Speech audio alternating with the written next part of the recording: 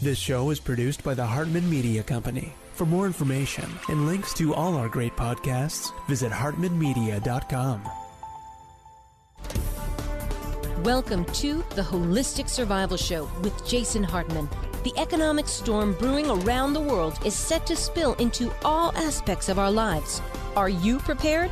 Where are you going to turn for the critical life skills necessary to survive and prosper? The Holistic Survival Show is your family's insurance for a better life. Jason will teach you to think independently, to understand threats, and how to create the ultimate action plan. Sudden change or worst case scenario, you'll be ready. Welcome to Holistic Survival, your key resource for protecting the people, places, and profits you care about in uncertain times. Ladies and gentlemen, your host, Jason Hartman. It's my pleasure to welcome Dr. Jamie Glazov to the show. He is managing editor of Frontpage Magazine, best-selling author of United in Hate, How the Left's Romance with Tyranny and Terror, and also the new book, Jihadist Psychopath, How He is Charming, Seducing, and Devouring Us. Jamie, welcome. How are you? Thank you very much. It's an honor to be here. It's good to have you. Let's start out a little bit on the economic side. I don't understand why the left seems to find that the capitalist structure that recognizes individual achievement is such a bad thing. I mean, it's just always perplexed me when other systems that are contrary to that have constantly failed at every time and place, every time in history, every place on earth. There's just no example of success. What are your thoughts? Well, this is the question of our time, Jason. It's something that I've dedicated my life to because my parents were dissidents in the Soviet Union, and they stood up against the evil empire, and they were able to escape when I was a little boy. We ended up in America, and I ended up falling in love with this country. And, of course, not just ended up, but I loved this country right away. And when I grew up here and also in Canada, let me put it this way. You have the freedom, you have the economic prosperity. This, for me and for our family, this was just a heaven on earth in terms of liberty and also in terms of the standard of living. My mom says that I was just walking around in the supermarkets as a little kid, just fascinated. And so your question is right on, because as I grew older, I began to see a species called the left. And they were telling me and my family that where we came from was a great place. They admired the Soviet Union. They loved the Soviet Union. It's like Ronald Reagan said in one of his speeches years ago. He said, "How many ships do you see or boats do you see leaving San Diego Harbor for Russia? 0. How many do you see leaving Miami for Cuba? Right? 0. Yeah, you're absolutely right. I mean, it's just, it makes me wonder, Jamie, are people just completely ignorant? Are they bored? Is it conspiratorial? I mean, obviously, look at when you're at the top of the rung, if you're in the cognoscente running things, hey, communism is a pretty great system for you when you're the elite. But a lot of these leftists, they're certainly not the elite. I don't think they view that they would become the elite if we changed that type of system. Are they just ignorant? I mean, are they delusional? What's going on there? Look, there could be some delusional people, but overall the root is malice. And so what I was going to say is that I dedicated my life to studying the left. And in United in Hate, The Left's Romance with Tyranny and Terror, in my book, I give an account of how the left has worshipped and admired these completely monstrous, disastrous systems that not just murdered millions of their people, but on the economics side caused complete economic devastation. Overall, it is the pretension to equality. The leftist, he would rather that everybody be poor and miserable, that there is prosperity, but that there's also individualism. Now, you're absolutely right that in the end, they want to be the nomenclatura, the higher class. So there's a double standard in even what they're saying. But they hate individualism. They hate freedom. They hate prosperity. Ultimately, they hate God's creation. It's a negation of human nature and of God's creation. And they want to destroy all that. So for them, it doesn't matter that it causes misery. They just don't want to see the prosperity and the consequences of individualism. Yeah, that is really, truly amazing. It really is. So how do we educate? I mean, it seems that, when you look at these political arguments that you see on social media and so forth, you just can't convince anybody of this. If they believe that these systems are better, that you can't tell them that, hey, socialism is trickle-up poverty. They'll cite Scandinavian examples, which really aren't what they seem. I've done shows on that before. Everywhere else, just miserable failure. So what do you do? You're absolutely right, Jason. Well, look, this is the thing, and I document this in Jihadist Psychopath and also in United in Hate. It takes a lot of courage and a lot of wisdom to be a conservative, because the utopian virus is what we're discussing here and is what I call it. It's the easiest way to go. The easiest way to go for humans is to go that route, because ultimately this is the serpent's first lie. This is a demonic movement ultimately, because the serpent's first lie to Eve is that you can be God. This is where it all stems from. The left believes that they are self-appointed redeemers, that they can build a perfect planet, they can create heaven on earth, and it's very, very appealing. And so it takes a lot of courage to accept that we cannot build a perfect planet here, that perfection only comes from above, and that there's a certain hierarchy and inequality in life. That's not to say that we don't love other people and then that we don't see each other as equals in the eyes of God, but that ultimately all people are different. But we're fighting against a very strong wave here, because when Obama's standing at the stage and saying, it doesn't matter who you love, it doesn't matter who you are, come and join us, we're all going to hold hands, we're all going to be equal, it's very, very contagious and attractive. And so the human being essentially is very, very hypnotically attracted to that. You have to be courageous, you have to be wise and know human history to be able to stand aside from that. Because every experiment with trying to build a perfect planet always ends up in hell, as we know. No question about it. It's always been funny to me how when Castro was alive, Steven Spielberg and every Hollywood liberal would worship him. Michael Moore said that healthcare in Cuba is better than it is in the United States, but when he got sick, he didn't go to Cuba. I noticed that. Steven Spielberg was quoted as saying, this isn't necessarily promoting Castro, but it kind of is, I think. It's amazing how these people seem to revere these truly evil people. I don't get it. Well, absolutely. Now, I know you're being rhetorical in the sense of that you don't get it, but once we understand the left and what it is, it makes complete sense.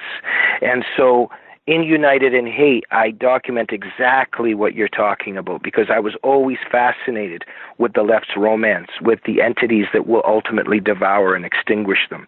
So in my book, United in Hate, I documented the fellow travelers going to Stalinist Russia and worshiping Stalin and that regime over there. And of course, many of them were killed and extinguished.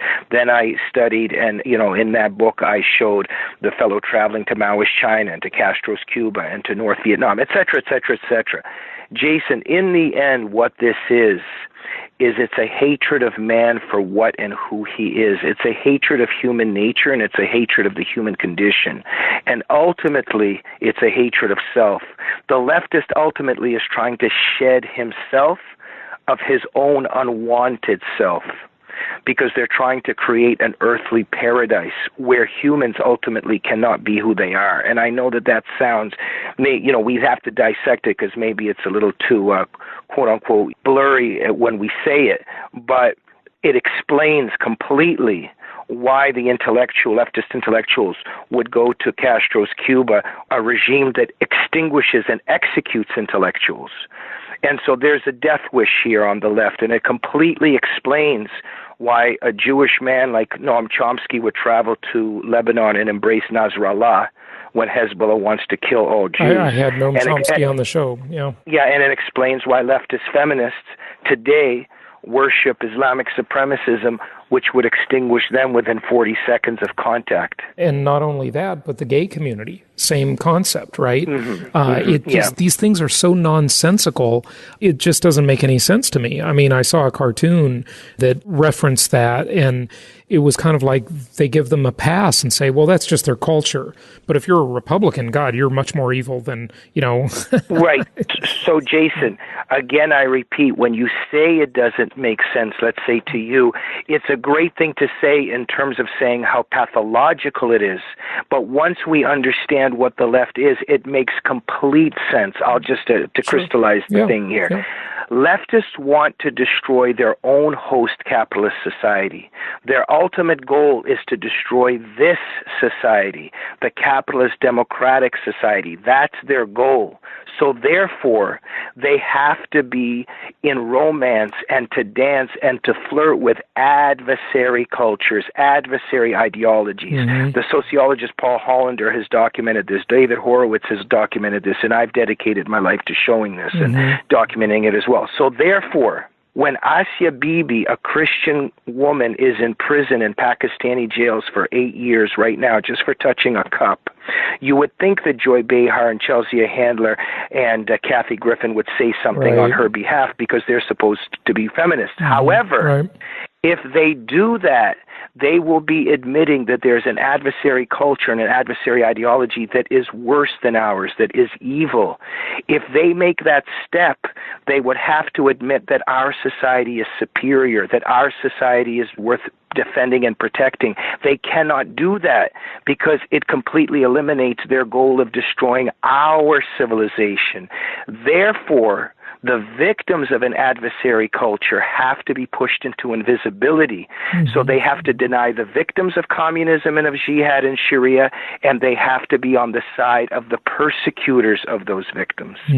Crazy stuff. Talk to us a little bit more about jihad. It's evil. It's crazy, and it's evil. It's evil. Yeah, no question about it. And for me, it's very personal to me, Jason, because the communist system killed millions of my people. Oh, sure. It sent my family members to the gulag. And when we came to America, these SOBs, and I'm sorry if this is a family show, I'll just use initials, but they sided with our murder, the people who murdered my family. They side with those people. So today, when Obama says the future does not belong to those who slander the Prophet of Islam, he is supporting Islamic blasphemy laws. He is enabling the millions of Muslims in the streets in Pakistan right now that are rioting for the blood. They want the blood of Asia Bibi. We have a president.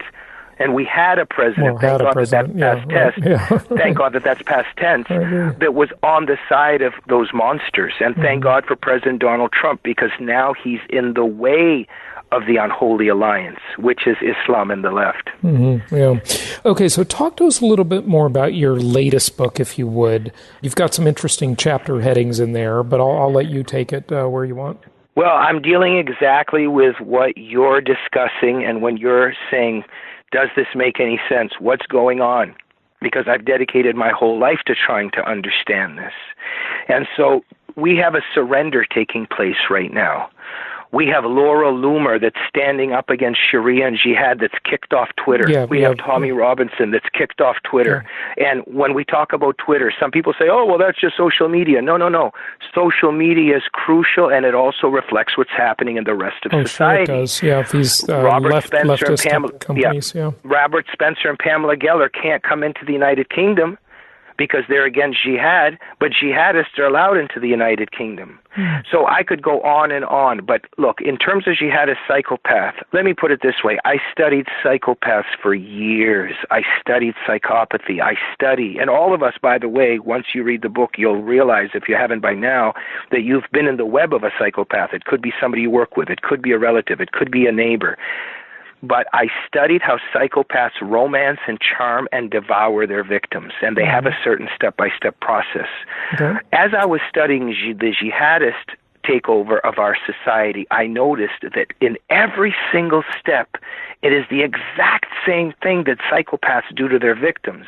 Therefore, I call the book Jihadist Psychopath, because I show that in every single way that Islamic supremacism is conquering us right now, it's exactly how the psychopath conquers his victims. I'll give a very quick example. When a psychopath punches his victim in the face, within 30 seconds, the victim is apologizing. The psychopath, when he is abusing his victim, becomes the victim, and the victim becomes the perpetrator. They're very shrewd in how they do this. Mm-hmm. If you watch every jihadist attack right now, after every jihadist attack, when, for instance, the Muslim community should be saying, we are so sorry, Surahs 9.5, Surahs 9.29 have inspired and sanctioned what these people just did to the non-Muslims. That's not what you see. Mm-hmm. What you see is Anderson Cooper and Don Lemon and Rachel Maddow reporting that the Muslim community is very afraid of a backlash. Yeah, and within 2 seconds of a jihadist attack, we are apologizing to the Muslim community. You see how clever they are? Mm-hmm. And again, when I say clever, of course I don't mean all Muslims. This is the libel that the enemy engages in. We love all people, and we know there's many good Muslim people. I'm referring to Islam and how the process works. Mm-hmm. Okay, so what do we do? What is the action step here, if there is one? Well, great question. Number one, we do what you're doing. We have to keep talking, and we have to get the information out there, because to begin with, the great danger is that the jihadist psychopath has created a plantation. There's a plantation that many Westerners are on, and they're terrified, and they're on it.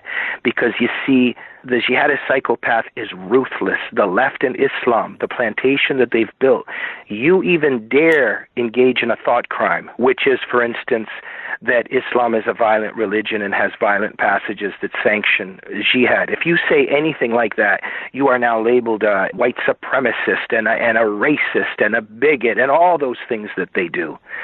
People, number one, have to, escape that plantation. And my book shows how we can free ourselves from that. We have to understand that the left is molding the boundaries of discourse now. It controls the boundaries of discourse of how we're thinking. We have to be brave enough to still say the truth and not be afraid of how we are libeled and how we are slandered. And yes, so it's all about information.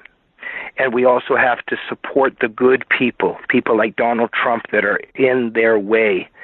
And we have to just keep battling. We have to get the information out there and many other things that I show in my book. But it's a process of liberating ourselves from this chokehold and continuing to get the information out there, and also to engage, Jason. The problem with conservatives is many of them do not know how to fight culture war. Conservatives think that canceling their cable... They're terrible at it. They think that canceling their cable is winning. You don't leave a football field and think that you're going to win the game. You have to engage and expose constantly, so you have to get involved in the culture.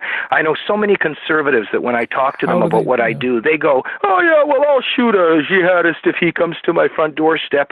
No, you should be involved in the process where we stop these people from coming into the country in the first place. Mm-hmm. So what should they do then? Vote and support, candidates who want a secure border? Is that what you're saying, or what are you saying? Well, first of all, it can be on many levels. Write a letter to the editor. Write something. Support people like you. Support the people that are telling the truth. Get involved. Write to your senator. Write to a congressman. Exactly. Voting. Support the people that are out there fighting, whether it's, Laura Loomer or you or people like David Horowitz or the producer of my show, Annie Cyrus. Get out there. If you're not going to get out there yourself, support the people that are. Yeah, very good. Give out your website and tell people where they can find you. Well, my name is Jamie Glazov. My website is jamieglazov.com. Now, I'm the editor of David Horowitz's Frontpage Magazine, which is crucial to visit. David Horowitz is a former leftist who left the left and is now confronting the left, so he knows every step they make, and we're fighting to defend our civilization from the enemies at home and abroad. So go to frontpagemag.com, go to my site, jamieglazov.com, and I have a TV show called The Glazov Gang, where we ask the questions and narrow in on issues that you will never see in the establishment media. Jamie, thanks for joining us. It was a real honor to be here. Thank you, Jason. Thank you so much for listening. Please be sure to subscribe so that you don't miss any episodes. Be sure to check out the show's specific website and our general website, hartmanmedia.com, for appropriate disclaimers and terms of service. Remember that guest opinions are their own, and if you require specific legal or tax advice or advice in any other specialized area, please consult an appropriate professional. And we also very much appreciate you reviewing the show. Please go to iTunes or Stitcher Radio or whatever platform you're using and write a review for the show. We would very much appreciate that. And be sure to make it official and subscribe so you do not miss any episodes. We look forward to seeing you on the next episode.